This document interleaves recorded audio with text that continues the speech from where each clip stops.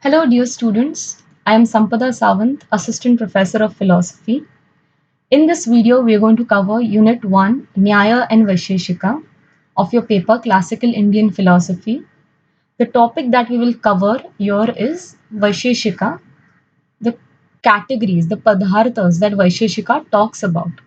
So, like we discussed in the previous video, Kannada brings about and says that the world is divided into certain categories and everything has to be put into those relative categories only. Okay, so what these categories are? Is it like the normal understanding of categories that we have? We will see. So, let's begin.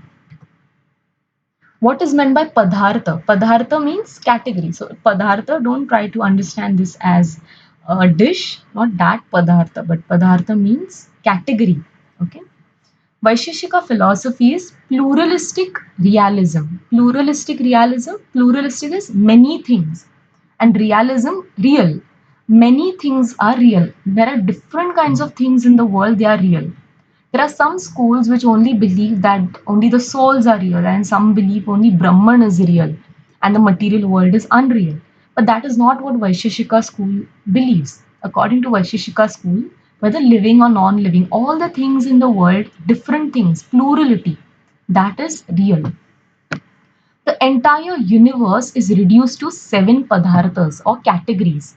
So, entire universe, okay, all that is real comes under the object of knowledge and is called padartha. So, first of all, it says there are many things that are real, and all that is real, they are objects of our knowledge. Okay, so nothing is not worthy of knowledge, everything is worthy of knowledge, even if it's just a stone or a pebble, everything is an object of knowledge. Okay, and that every object of knowledge comes under those seven padarthas or categories. Padartha literally means the meaning of a word. So when I say cow, what does the word cow mean? Okay. So Padartha is nothing but the meaning of that word. It is also the object of valid knowledge. Every Padartha, all those seven Padarthas are nothing but object of valid knowledge. So if you understand a particular category, you understand all those things that come under that category. And therefore, it becomes the object of valid knowledge. Kannada. Kannada was the founder of Vaisheshika school. Kannada speaks of six categories only. Okay, they are substance, quality, action, community, particularity, and inherence.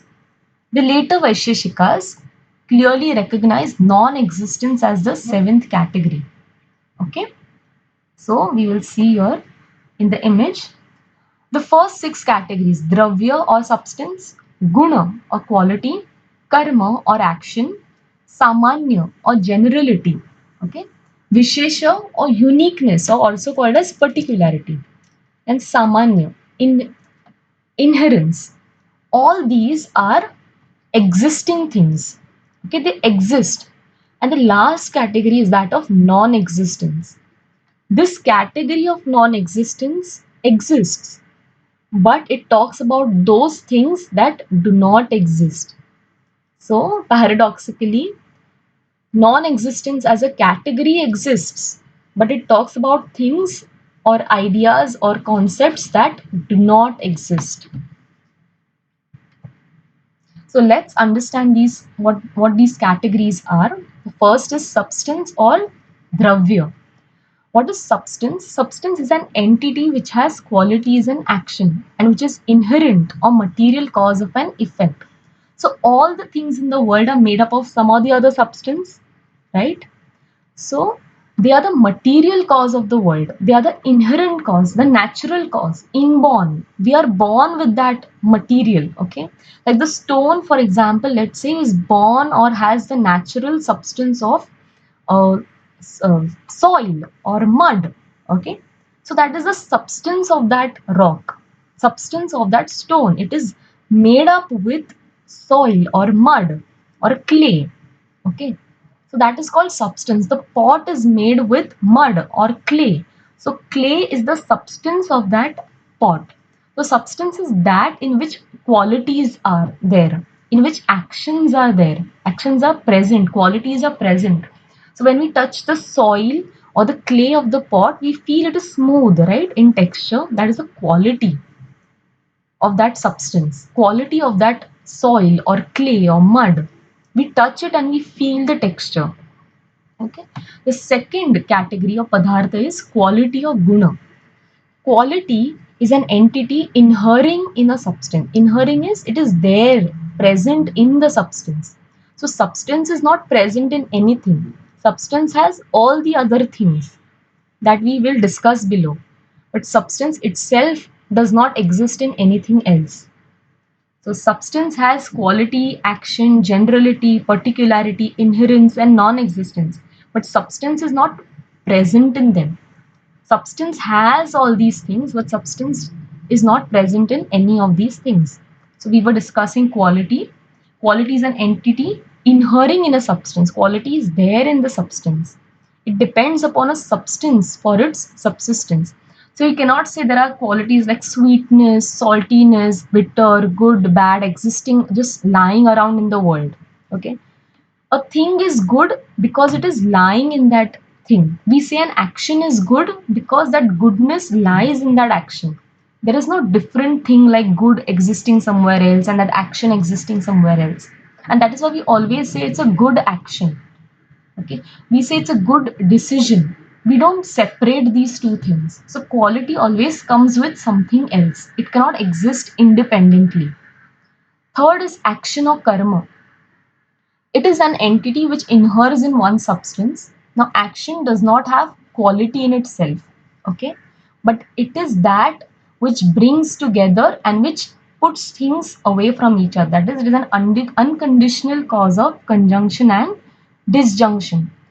It is through action that things come together and things move away from each other. Conjunction is coming together, disjunction is moving away from each other. Okay, so action is action that which takes place. It is not qualitative in itself, it does not have its own quality. The only job that action has is to bring things together and to take them away. Besides that, action has no role to play. Action as a category only is required to bring things together and to break them apart. Besides that, action as a category has no role. Fourth is generality or samanya. Okay. It is the essential and common character of many individuals. It is a natural and not accidental. Now, what does samanya or generality mean? It means that when I see a man, I naturally put the man in the category of human beings. So I see some general character in all man. Okay. Also, when I see women, I put them in the category of human beings, right? I put man, woman, children, old people, young people, everyone in the category of human beings. When I see flowers like rose, marigold, sunflower, I put them in the category of flowers. I see the general thing that those things have. Okay, that is called seeing the samanya, the commonness in all those things, and I put them in one category. Okay. Next is particularity. Now, what is it that makes this rose different from that rose? Let's say there are two roses in front of me. One is red rose and one is white rose. Why is red rose more beautiful than a white rose? Why does red rose represent love and white rose represents peace? Okay. What is it that makes white rose different from red rose? So the particularity, the vishesha. What is so vishesh about different about red rose and what is so different about white rose? That is also one of the categories of Vaisheshika. Next is inherence or samavaya. It is a relation which subsists between two inseparable entities related to each other as the substrate and the content. Inherence is something that lies in me. So, as a human being, what is it that lies in me? It is a thinking capacity. So, thinking capacity, a thinking mind, a rational mind inheres in me. Inheres in me means it lies in me. Okay. You cannot think of a human being and a non-thinking person together. A non-thinking beings are usually animals, right? They don't think on their own. Or even if they think, their thinking and thinking that human beings have are different from each other. Okay. And that is why we are called human beings and they are called animals. Okay. So there is certain particularity in human beings and animals. And why that particularity is there? Because rational thinking capacity is present in human beings and it is absent in animals.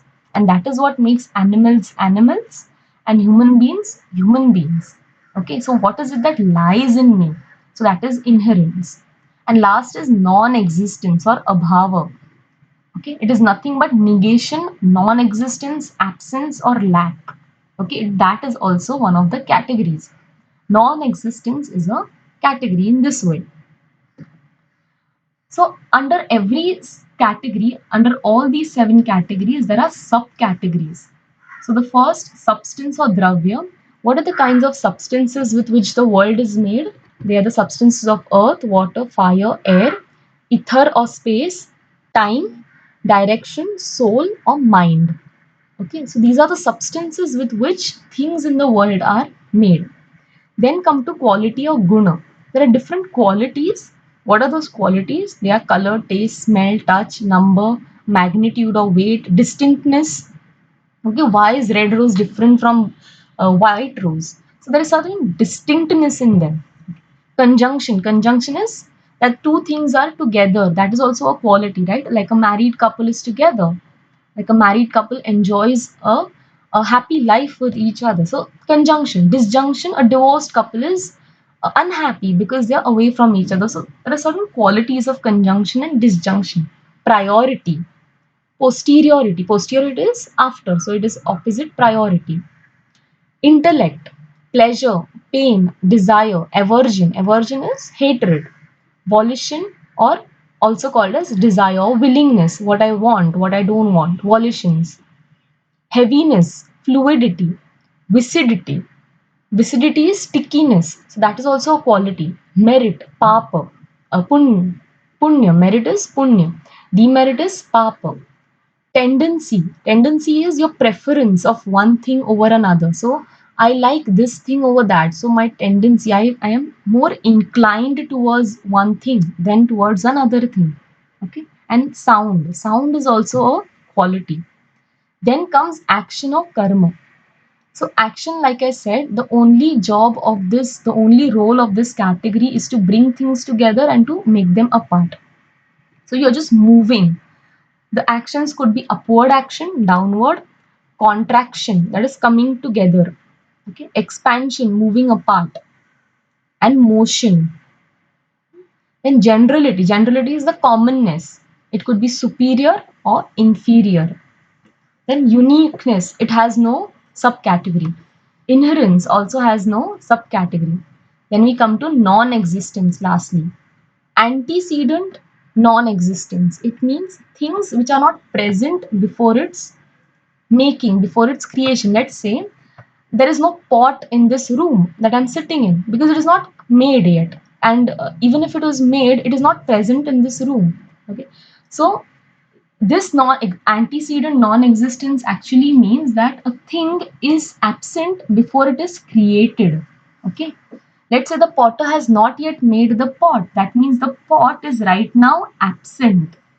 Subsequent non-existence, the second non-existence. What it means is after the pot is broken, okay, for example, the potter drops the pot on the ground and it breaks. Now the pot does not exist. That is called subsequent non-existence. It does not exist now. Okay. Mutual non-existence. What it means is this one thing is not the other thing. For example, this laptop is not cow. So mutually, the laptop excludes being the cow, and the cow excludes being the buffalo, or the buffalo excludes being the tree. Okay, that is called mutual non-existence. That I am not you, you are not me. Okay, absolute non-existence. It means the absence of things in another thing forever. It is never there. For example, the birth giving capacity cannot ever be present in a man, right? So that is called absolute non existence. Unicorn, right? It's an imaginary creature, right? Then pink sky.